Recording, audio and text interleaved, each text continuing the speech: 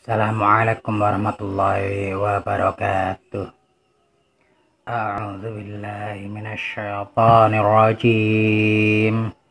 Bismillahirrahmanirrahim. Alif lam mim. Allahu la ilaha illa huwal hayyul qayyum. Nazzala 'alaikal kitaba bil haqqi musaddiqan lima baina yadayhi wa anzalat tawrata wal injil min qablu hudan linnasi wa anzalal furqan. Innal ladzina kafaru bi ayatillahi lahum azabun syadid wallahu azizun dzuntiqam. Innallaha la yakhfa 'alaihi syai'un fil ardi wala fis samaa. Huwallazi yusawwirukum fil arhami kaifa yasha. La ilaha illa huwal azizul hakim. Shadaqallahul azim. Monggo dulur, kita hari ini mau mereaksi ya seorang mu'allaf yang dulunya pendeta, mendirikan banyak gereja. Ketika beliau mu'allaf, beliau ditembak, disiksa, dipukul pakai besi panas, dan disiram pakai air panas juga sama darah dagingnya. Monggo kita lihat videonya kali ini. Mencari agama yang baru itu agama Islam, karena hanya Islam yang benar, hanya Islam yang dapat menyelamatkan umat manusia. Agama yang kita pegang sama-sama tidak bisa menyelamatkan kita semua. Namun apa daya yang saya terima dari mereka, maaf, saya bukan mau dikasihan oleh ibu dan bapak, tidak. Yang mengasihani saya adalah Allah Subhanahu wa Ta'ala. Saya bukan seorang tentara, saya bukan seorang polisi, tapi merasakan panasnya peluru di kaki kiri saya dan di dada sebelah kanan saya ini. Besi yang lebarnya 6 cm yang dibakar merah membara, yang dipukulkan ke pipi saya tahan dengan tangan kiri saya. Demi Allah, besi panas nempelah di tangan kiri saya. Lalu saya ditengkurapkan, kepala saya diinjak oleh 3 orang, tangan saya, kaki saya kiri kanan dipegang dan diikat oleh mereka. Lalu punggung saya dipukuli oleh Dr. Johan pakai kursi rotan. 13 tulang punggungnya patah untuk mengenal Islam. Kalau menurut logika manusia, saya ini harus sudah meninggal dunia, tapi Allah Maha di atas Maha, Allah mempunyai rencana lain untuk saya. Subhanallah, sungguh besar pengorbanan seorang yang dulunya pendeta dengan kekayaan yang berlimpah. Itulah kenapa kita harus gimana, pengen langsung begitu kecilnya ya mereka. Subhanallah, moga-moga ini gak terulang pada mu'alaf yang lain. Mari kita saksikan kelanjutannya. Saya atas izin dan karunia Allah yang diberikan kepada saya bisa lolos dari pembunuhan rekan-rekan saya.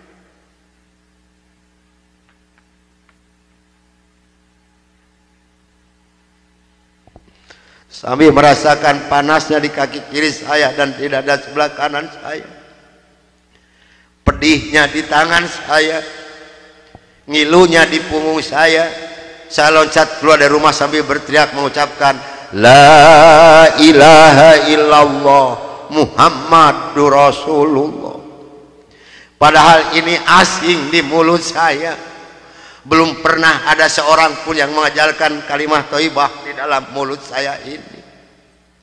Belum pernah sekalipun saya belajar kalimat thayyibah di dalam mulut saya ini. Ini maunah yang pertama Allah berikan melalui mulut saya.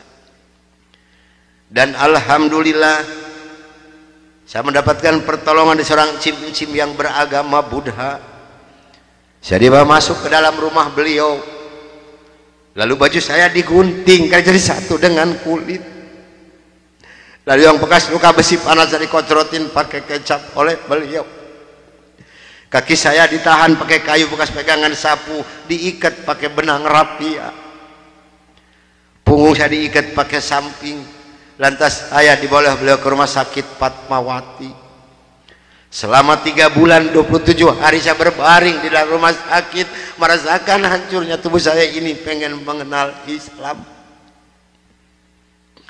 Dan alhamdulillah setelah Allah memberikan kesembuhan kepada saya, beliau pula lah yang membiayai saya, sehingga saya kembali memohon pertolongan kepada Cim ini. Cim, tolong saya, bawa saya kemana saya harus pergi, karena saya pengen memeluk agama Islam. Dan alhamdulillah saya dibawa oleh beliau ke Cipete, ke Bapak Kiai Haji Dr. Idam Khalid, saksi yang masih hidup, yang membina kesama. Yang pertama adalah Bapak Hamjahas. Maka kata beliau kepada saya, kalau Anda pengen masuk Islam yang kafah dan istiqomah, Anda jangan dulu mengenal Al-Quran, Anda jangan dulu mengenal sholat, tapi Anda harus dulu mengenal isi daripada 2 kalimat syahadat yang barusan Anda ucapkan. Alhamdulillah selama 3 bulan kurang lebih saya dibina oleh beliau untuk mengartikan isi daripada 2 kalimat syahadat. Barulah saya marifatullah. Disinilah nikmatnya iman dan nikmatnya ibadah yang saya rasakan sampai detik ini. Ya, inilah ucapan yang sangat memuncang ya. Bagi orang-orang Islam sendiri yang dari lahir mereka tidak mampu ma'rifatullah karena 2 kalimat syahadat, tidak mampu memahami apa itu 2 kalimat syahadat. Miris kalau di zaman sekarang. Asyhadu an la ilaha illallah wa asyhadu anna Muhammadar Rasulullah, yang artinya tiada Tuhan yang patut disembah kecuali Allah, yang wajib disembah kecuali Allah, dan bersaksi Kanjeng Nabi Muhammad adalah utusan Allah. Kalau saya mau jelaskan di sini 5 jam gak habis loh, karena itu isi dari ma'rifatullah, ma'rifat billah. Jika orang benar-benar paham dengan syahadat, insya Allah hatinya bersih, tenang, karena itu bagian dari ma'rifat Allah, ma'rifat kepada ilmu-ilmu Allah. Monggo kita saksikan kelanjutan videonya. Lalu saya suruh pulang dulu oleh beliau karena saya masih mempunyai keluarga, itu anak dan istri. Ternyata keluarga saya telah mendapatkan laporan dari Kansa 14 dan dari Dewan Gereja Indonesia bahwa saya telah murtad masuk agama Islam. Begitu saya nyampe di rumah saya lihat dengan mata kepala saya sendiri, pakaian saya, ijazah saya, semua dibakar oleh putri-putri saya dan istri saya di hadapan mata saya. Dan alhamdulillah saya diselamatkan dari maut yang kedua oleh Allah Subhanahu wa ta'ala. Begitu putri-putri saya menyiramkan minyak kelapa panas ke muka saya masih diselamatkan oleh Allah. Minyak kelapanya tumpah di punggung saya. Ini adalah darah daging saya sendiri yang menganiaya saya, bukan orang lain. Lalu kepala saya dilempar pakai cobek, dipukuli pakai setik kasti, Sampai saya diusir caci maki dengan kata-kata yang sangat keji yang keluar dari mulut darah daging saya sendiri. Subhanallah. Begitu parahnya ketika seorang memeluk agama Islam, sampai-sampai darah dagingnya sendiri tidak menghormatinya. Apakah itu ajaran agamanya yang dulu? Subhanallah. Mari kita saksikan. Miris lor. Nyah engkau di hadapanku anjing, setan, babi, iblis. Jangan menginjak rumah ini, haram rumah ini kau diinjak oleh setan dan iblis macam kau. Ini adalah darah daging saya sendiri, bukan orang lain. Dan alhamdulillah begitu saya meninggalkan rumah tangga saya, hanya pakai pakaian satu setel yang nempel di badan saya yang penuh dengan minyak kelapa panas. Harta kekayaan berlimpah luah demi Allah tidak saya bawa serupiah pun, karena saya pengen masuk Islam yang kapal dan istiqomah. Saya harus samina wa atona. Jangankan harta kekayaan yang berlimpah luah, putri-putri saya pun yang 3 saya putuskan. Mulai detik ini Anda bukan darah daging saya bukan bapak Anda, dan Anda bukan putri-putri saya. Titik sampai di sini. Jangan ada lagi pertalian darah antara Anda dengan saya. Kenapa saya putuskan kepada putri-putri saya yang 3? Karena saya takut besok atau lusa saya meninggal dunia, bagaimana tanggung jawab saya di hadapan Allah Subhanahu wa taala. Maka alhamdulillah sudah hampir 22 tahun lebih ini saya belum pernah dipertemukan dengan batang hidungnya. Namun alhamdulillah, biarpun putri-putri saya tidak yang ikut satu pun, Allah telah memberikan kebahagiaan kepada saya pada saat sekarang ini. Kebahagiaan yang Allah berikan kepada saya tidak bisa ditukar dengan sesuatu apapun yang ada di dunia ini. Sekalipun emas berlian sebesar gunung tidak mungkin bisa menukarkan kebahagiaan yang Allah berikan kepada saya. Kenapa? Karena rekan saya yang 14 yang dulu menganiaya saya, yang dulu membunuh saya, alhamdulillah sekarang sudah masuk Islam semua. Sekarang sedang jihad fisabilillah, sedang membela agama Allah, yaitu siar agama Islam di daerah-daerah Nasrani. Itu yang pertama di Papua Barat di Manokwari, yang kedua di NTT Kampung Kalabai Kabupaten Alor, yang ketiga di Kalimantan Tengah di Sampit. Saya mohon bantuan doa dari ibu dan bapak yang hadir malam ini agar saya dengan rekan saya diberikan kekuatan oleh Allah Subhanahu wa taala. Amin amin amin ya rabbal alamin.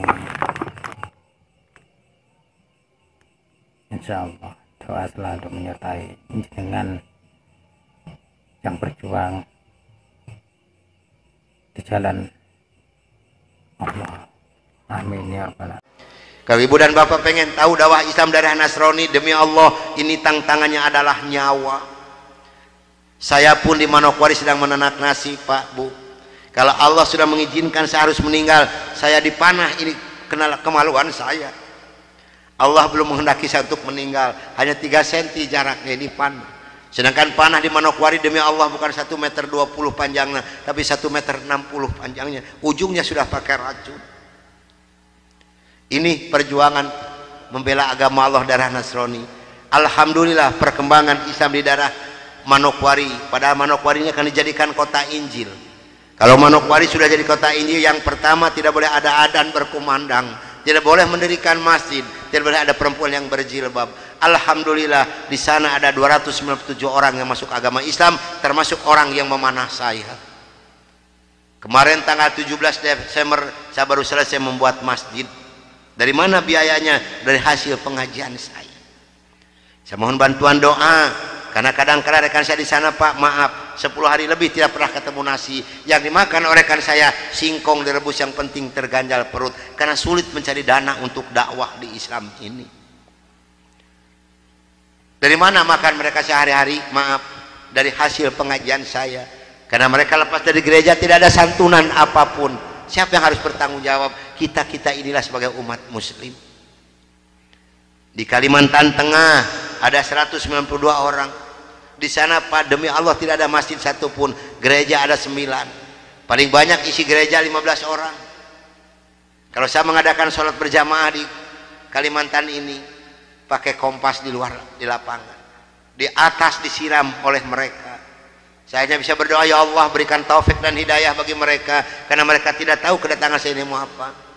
Alhamdulillah 4 hari kemudian 8 orang yang masuk agama Islam, maka berjumlah 192 orang yang ibu dan nenek yang kupingnya pada panjang-panjang. Saya mohon bantuan doa, karena saya sedang membebaskan tanah untuk pembangunan masjid. Mudah-mudahan Allah memberikan jalan untuk saya untuk melunasi tanah di sana, untuk pembangunan masjid di sana. Oke, terima kasih saudara, dulur-dulur sama Islam. Mari kita di sini kita merenungi betapa perjuangan para mualaf itu sangat-sangat dahsyat yang tidak bisa kita ikuti ya. Kita yang Islam dari lahir aja kadang-kadang saya naik TV orang reken agama nih kur pengen gedakno weteng repot saiki.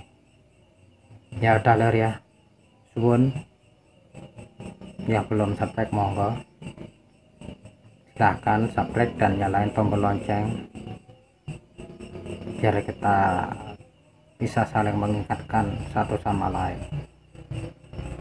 Billahi taufiq wal hidayah. Wassalamualaikum warahmatullahi taala wabarakatuh.